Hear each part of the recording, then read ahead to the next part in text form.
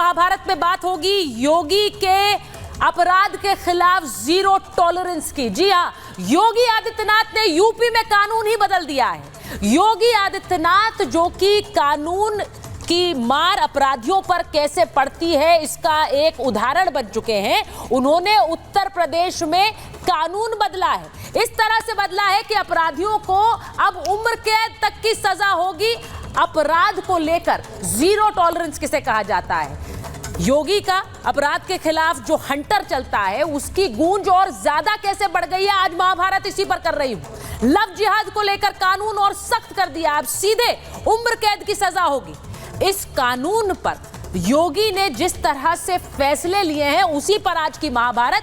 योगी का कानून को लेकर फरमान है, लेकिन उस पर क्यों हो रहा हिंदू मुसलमान है, क्योंकि योगी के इस फैसले पर अब सवाल उठ रहे हैं। विपक्ष का कहना है कि यह सिर्फ और सिर्फ हिंदू मुसलमान करने की कोशिश है। आपको सबसे पहले यही बताती हूं कि कैसे कानून के प्रावधान हैं और इन पर क्यों कह रहा है विपक्ष के ये हिंदू मुसलमान है। आपको सबसे पहले बताती हूं योगी आदित्यनाथ ने कैसे कानून बदला है, अपराध पर योगी का हंटर कैसे चला है। यूपी में योगी ने कानून टाइट कर दिया है। कैसे कर दिया है, कई अपराधों में सजा दुगुनी कर दी है, दुगुनी तक कर दी गई है।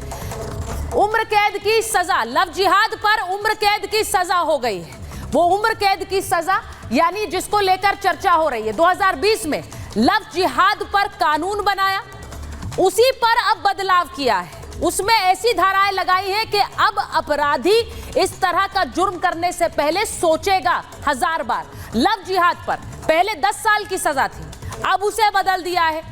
अब लव जिहाद पर आजीवन कारावास की सजा हो गई है, आजीवन कारावास। अवैध धर्म परिवर्तन कराने पर शिकंजा कसेगा। अगर आप अवैध धर्म परिवर्तन कराते हैं यानी मर्जी से नहीं, अवैध तरीके से, और सिर्फ शादी के लिए, तुरंत धर्मांतरण भी अवैध होगा, यानी उसे माना नहीं जाएगा अगर सिर्फ शादी के लिए तुरंत आपने धर्म बदल लिया है। उस पर भी योगी का हंटर है। विदेशी फंडिंग पर भी सजा मिलेगी, यह भी इस नए कानून में है। और 14 साल तक जेल का प्रावधान है, 10 लाख जुर्माना लगेगा।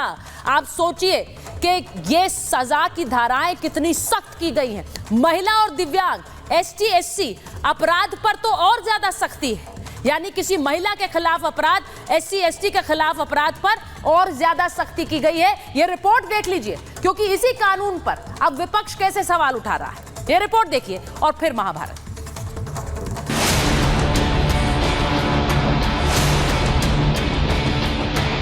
अपराधी आज या तो जेल के अंदर है या प्रदेश छोड़ करके कहीं मुंह छुपा करके बैठा हुआ है। योगी ने जो कहा सो किया।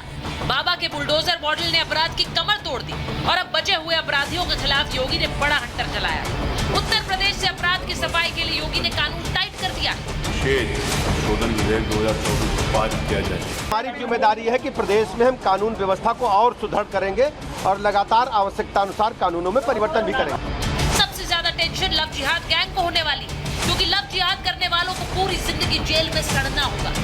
बाबा ने हिंदू बेटियों के साथ धोखा करने वालों को खबरदार कर दिया है, लेकिन योगी के फैसले को अखिलेश हिंदू मुसलमान को लड़वाने वाला बता रहे हैं। वो यही चाहते हैं कि हिंदू मुसलमान का झगड़ा रहे, इसी तरह की विवादों में उलझे रहें। ये छुआछूत के खिलाफ थे, आपको नहीं पता है, अभी जानकारी हुई है मुझे कि ये लोग छुआछूत के खिलाफ थे। देश के अंदर जो पेंडेंसी रेट के आधार पर प्रदेश का देश में द्वितीय स्थान, और इन मामलों को अपराधियों को सजा दिलाने के मामले में, मामलों के पूरी तरह निस्तारण के मामले में देश के अंदर तीसरे स्थान पर उत्तर प्रदेश है। यूपी में अपराधियों पर कानून का डंडा चलेगा तो जनता को ही न्याय मिलेगा, लेकिन विपक्ष इसमें भी हिंदू मुसलमान ले आया है। ऐसे ही वाराणसी में बुलडोजर एक्शन पर भी अखिलेश ने मजहब का दांव चला था। नया कानून दरअसल उत्तर प्रदेश में रह रहे अल्पसंख्यक तबकात को हिरासा करने के लिए और भयभीत करने के लिए लाया जा रहा है।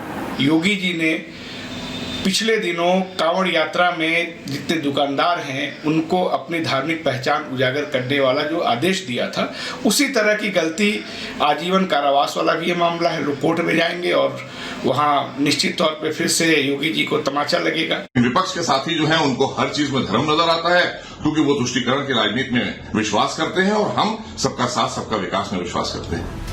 योगी अपराधियों पर लगाम लगा रहे हैं, बेटियों को जिहादियों से बचाना चाहते हैं। उसमें सजा 10 साल से बढ़ाकर उम्र कैद की हो गई है, तो कई लोगों को उससे तकलीफ भी हो रही है। जिसने कहा था कि लड़के हैं गलती कर देते हैं, ये महिला सुरक्षा की बात क्या करेंगे? ये महिला सुरक्षा के लिए तो समाजवादी स्वयं ही एक गंभीर खतरा है। कोई भी हो, अगर बेटियों के खिलाफ प्यार के नाम पर जिहाद होगा, अवैध धर्म परिवर्तन की साजिश होगी, तो ये तय है कि बाबा छोड़ेंगे नहीं। ये कानून पहले से ही था, लेकिन उसमें सजा को बढ़ाया गया है।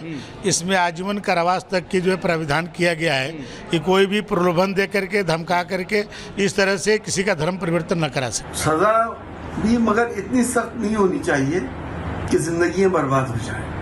इसका मिसयूज होगा, लोग एक दूसरे को फंसाएंगे, अब फंसाने के बाद इतनी बड़ी सजा दिलवाएंगे। हमारी बहन बेटियां थीं जिनके जीवन के साथ खिलवाड़ किया जा रहा था।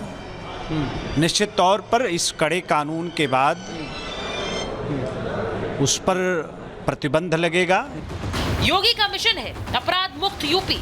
इसके लिए चाहे बुलडोजर चलाना हो या कानून बदलना, बाबा पीछे नहीं हटेंगे। क्राइम के खिलाफ जीरो टॉलरेंस ही योगी की पॉलिसी है, जिससे अपराधी कांपते हैं।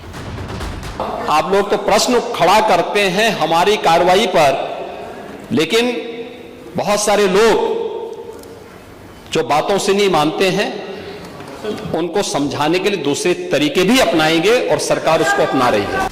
लेकिन क्या उपचुनाव से पहले विपक्ष अपने वोट बैंक को खुश करने के लिए इस मुद्दे पर हिंदू मुसलमान कर रहा है? लव जिहाद करने वालों को बचाना किसकी मंशा है? इसी पर आज की महाभारत। और मेरे साथ जो मेहमान है महाभारत में, उनका परिचय आपसे करा देती हूँ। बीजेपी के प्रवक्ता राकेश त्रिपाठी जी हमारे साथ जुड़ रहे हैं। समाजवादी पार्टी के प्रवक्ता दीपक विज जी हमारे साथ जुड़ेंगे। स्टूडियो में हमारे साथ आचार्य विक्रमादित्य हैं, अवधेश कुमार जी हैं, अंबर जैदी जी हैं, रुद्र विक्रम सिंह हमारे साथ आएंगे, वरिष्ठ वकील हैं। दीप हमारे साथ हाफिज गुलाम सरवर साहब हैं, आप मुस्लिम स्कॉलर हैं। हाजी मेहरुद्दीन रंगरेज AIMIM के प्रवक्ता हैं और मुमताज आलम साहब इस्लामिक स्कॉलर हैं, पत्रकार भी रहे हैं। मैं सभी से आज शुरुआत इस बात पर करना चाहती हूँ, जरा आप कैम टू काट सकते हैं। मैं एक बार जरा अवधेश जी आपसे पूछ रही हूँ, ये जो कानून आया है इसे लेकर बार बार ये सवाल पूछे जा रहे हैं कि क्या ये कानून सिर्फ एक हिंदू मुसलमान करने की कोशिश है? योगी आदित्यनाथ ने यूपी में पूरी तरह से कानून बदल दिया, जिसमें 10 साल की सजा थी उसमें अब उम्र कैद की सजा होगी। हाँ, देखिए, जैसे जैसे घटनाओं के अनुभव आते हैं कानून में संशोधन होता है। योगी आदित्यनाथ या उत्तर प्रदेश सरकार को जो बहुमत मिला था उसके पीछे कारण क्या था?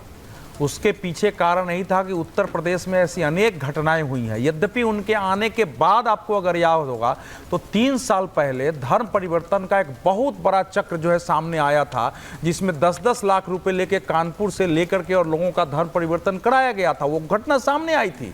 वो आतंकवाद की घटना में जब पुलिस जांच कर रही थी, उसके बाद धीरे धीरे पकड़ में आया, उस पर अभी मुकदमे चल रहे हैं। तो उसमें समझ में आया कि अगर हम कम सजा रखते हैं तो इससे भय उत्पन्न नहीं होगा, ये चीजें नहीं होंगी। और मैं एक उदाहरण देके बता रहा हूं, देश में लव जिहाद का जो सबसे आज भी उदाहरण का मामला था वो झारखंड में देश की जो है राष्ट्रीय शूटर तारा शाहदेव का मामला था।